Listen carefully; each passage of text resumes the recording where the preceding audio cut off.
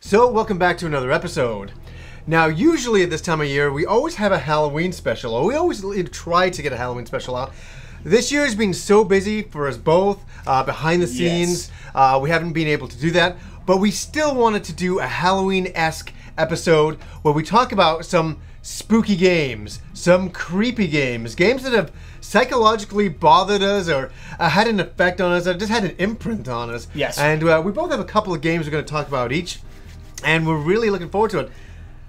You can start. You start. All right. And the one I want to start with is Fatal Frame.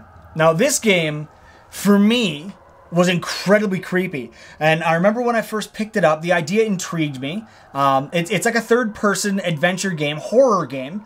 And you're in a haunted house, and your weapon is a camera. Yeah. Because the old myth of how if you take a photo of someone, it steals their soul. Yeah. Well, you can, and how you can only see ghosts through a camera. Oh, yeah, yeah. So that's the dynamic they use. And in this, when you bring up the camera, you can only see the ghost through the camera. Oh. The controller vibrates, and this little thing in the corner goes orange and brighter the closer you get to a ghost. Yeah. And then you got to bring up the camera and find it, and take pictures to steal its soul.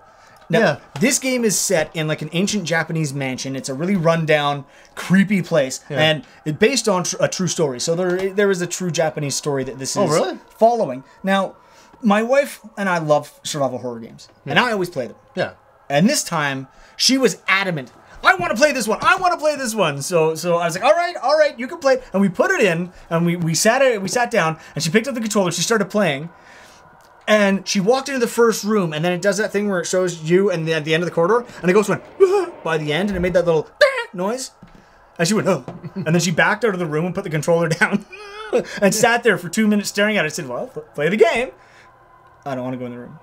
And I said, play the game. I don't want to go in the room. And I ended up having to play it. She wouldn't even play it after all that. How do you find it? Like, do you find it like super creepy? I did find it really creepy, mostly because you never see the enemies. You just see this little filament, and the controller starts to rumble more intensely as it gets closer. So as you walk in a room, nothing's there. You pull up the camera, boom, you see yourself. Yeah. So there's like a bit of a shock value there. It absolutely has it. And the designs are really creepy, and the sound and music is really atmospheric, and all of it's really dark with the flashlight, kind of like Silent Hill. Yeah. So you've got just this little flashlight beam to search through, and it's a really good, atmospheric, incredibly creepy game. Was there ever a sequel to this? There were two. Oh. There was Fatal Frame 2, Crimson Butterfly? And there was the third. Oh. On PS2 and Xbox, there's a spiritual successor on the 3DS. Oh, wow. So, and that one you actually use the camera, and it's an alternate reality game, the new one on the 3DS. Oh, yeah. You actually look through the cameras in your house. Oh, wow. So taking the old idea that you're describing this. Yeah, but then that's it's cool. Actually in your house. And actually using the 3DS in a very cool way. Yeah. Oh, that's really cool. But for a Halloween game, turn out all the lights, sit in the dark with surround sound on, and just scare the shit out of yourself. Because this is a seriously fucking creepy game. That's cool. I didn't ever know anything. I've heard about Fatal Frame over the years, but I've never actually known what was man, yeah, if you're ever feeling like having a creepy experience, because I know you found Dead Space nice and creepy. So yeah, I had a bit of the Thing feeling to it, yeah. This is more ghost than that, but give it a shot next time you want to play something too. Interesting. Yeah. Now, it's funny, the games that I'm gonna mention. Rob loves these as well. We've always wanted to talk about it, and we've never had a chance to, so we might as well just do it. That is Parasite Eve 1 and 2 on the PlayStation 1. The cinematic RPG. Remember the big cinematic RPG from Square. Where do I start? The atmosphere. Now, this is a bit of a shock value, like creepy shock value. Parasite Eve just had an eeriness. Yes. Has this eeriness over it.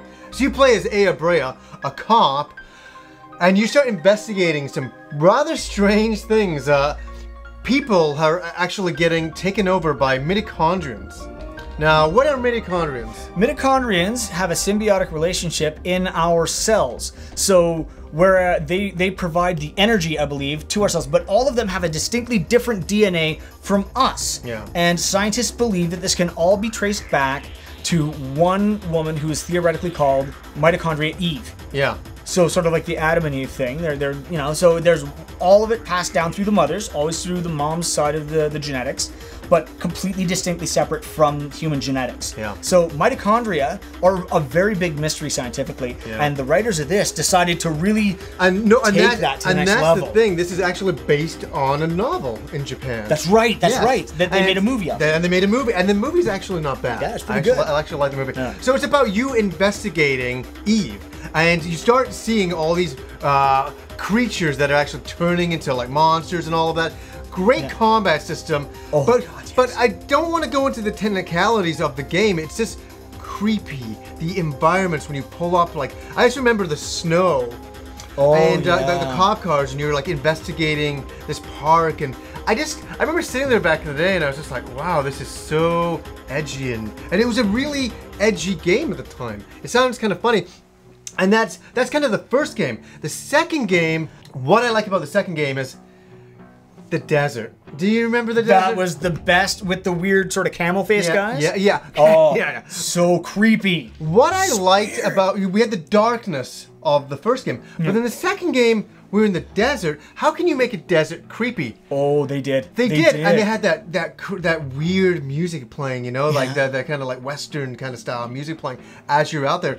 And the monsters are attacking you in the desert. It just, for some reason, it just came together perfectly. They captured it. They got, you're outside in the desert, and that's creepy. How is that possible? And it's abandoned. And that's something else I like. You always have the underground laboratories and abandoned things, and you're always walking in there by yourself and trying to investigate. And then all of a sudden, boom! You know, some like weird, fucking fucked up creature comes at you. From mitochondrial creature comes at you, and then there's all those shock troopers in there, which I really like. You know, DNA holography. Do you remember that in the opening? Oh my god! I was like, what the hell is DNA holography? But that's a whole other type of thing as well. But at the end of this game, you end up in the Ark. That's right. That's another, laboratory environment, and the music in there was just like so surreal, like nice. Recreating life and all of that kinds of stuff. But if you've never experienced these two games, they are an incredible RPG series.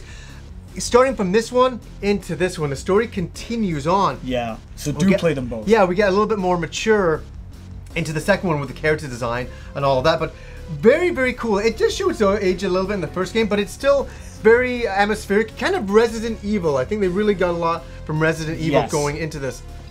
And the cinemas, that was a big thing about these games. The cinemas were everything. Yes. And they are long, they're interesting, and at the time they were cutting edge. Like when you saw cinemas and people's faces getting twisted apart, you're like, holy shit! I remember the T-Rex skeleton in the first one with the pile of stuff that... Yeah. Oh yeah. That was so cool. All of that. So I had a lot to say. I had so much to say about these two games, but they're creepy and they're great games to play at Halloween.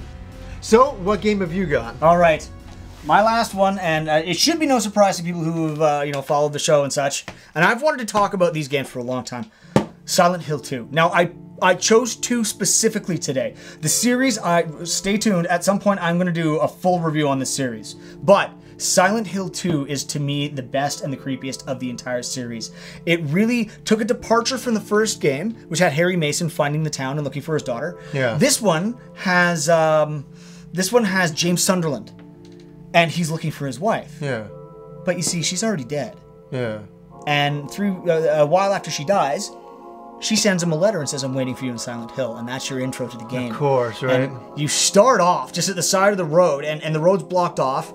And he's in a washroom, like rinsing his face and kind of looking in the mirror and freaking out. And he has to walk into the town. And this is all the mist. And this was the first PS2 one. And so the graphical jump from the first to this were incredible. And so was just so much that became Silent Hill lore came from this. Pyramid Head's first appearance was in this.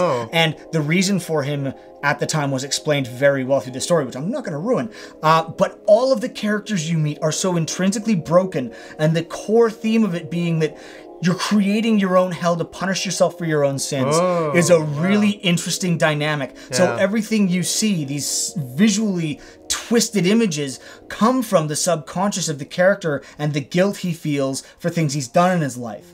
So it's a really amazing game. The enemies react to light and sound. So if you're walking down a corridor and there's an enemy coming, you don't want to fight him. If you turn off your flashlight and back against the wall, they'll walk. And I did this a few times with the wife while we were playing it, and I'm backed in this corner, and the enemy walks it right by like this, and the two of us actually held our breath. Like, until they were gone. And went, oh my god! And it just everything like the locales, and then of course you have that light world, dark world dynamic. And when it crosses to the dark world in this game, it is so twisted. It's amazing. So this is your favorite in the series. This is my favorite of all of the series of Silent Hill, Silent Hill 2, because the story was a very strong, entirely separate story from the rest of them. It really was its own beast, and it was really well crafted and incredibly disturbing. Like all of the characters have these incredibly disturbing backstories that you learn as you play. So I really, for a good scare, if you want to play a game that's also going to get right inside your mind and mess with you, this is an excellent game for it. I highly recommend. You should play these sometime. I really think you should. The funny thing, me and Robert talked about it. I've never been a big Silent Hill fan. The one that I went to a friend of mine's place and checked out was The Room. See, that's why the No. I liked it. Did you? It was fucking creepy. It was so weird. But I was just like, there's a lot of. I've never done the Silent Hill. You're the Silent Hill guy. You're the Silent Hill guy. If you have the inclination, try 2 sometimes. I think you'd really like it. Like 4 is a very different dynamic to this. This is not so much you have to go back to that one room and then branch out. This is you're exploring the whole town. What do you think of the new Silent Hill games? The newer Silent Hill games are good. I haven't finished Downpour yet, so I'm still waiting to get through that. Homecoming was all right. It was a lot more action heavy, but of course he was supposed to be a military guy, so they focused on that. I think Origins was very well done, and I liked the way that they melded that into the lore. So was that the remake? What was the remake? No, Silent Hill Shattered Memories was. I wasn't as big a fan of that one. I didn't care for that one. I had it on the Wii and everything, and the controls weren't so good, and it wasn't so good. For the first story, I want to stick with Silent Hill 1 on the PS1. I'm old school. But for Origins, which came out on the PSP and the PS2, it was very good. Very good. Highly recommend that as well. But honestly, play through them in order, get the story, but Silent Hill 2, you want to scare the hell out of yourself, do it. I highly recommend, guys. Nice. So, you know what? I'll end with I'll put you on the spot. Pick a movie everybody should watch for Halloween. Ooh, geez, that's good. Killer Clowns from Outer Space, because you'll laugh and it's creepy. And you know what? Mine, I'm wearing it. Watch The Thing. 1982, John Carpenter. Fucking fantastic movie. So, anyways, guys, hope you enjoyed. Until next time.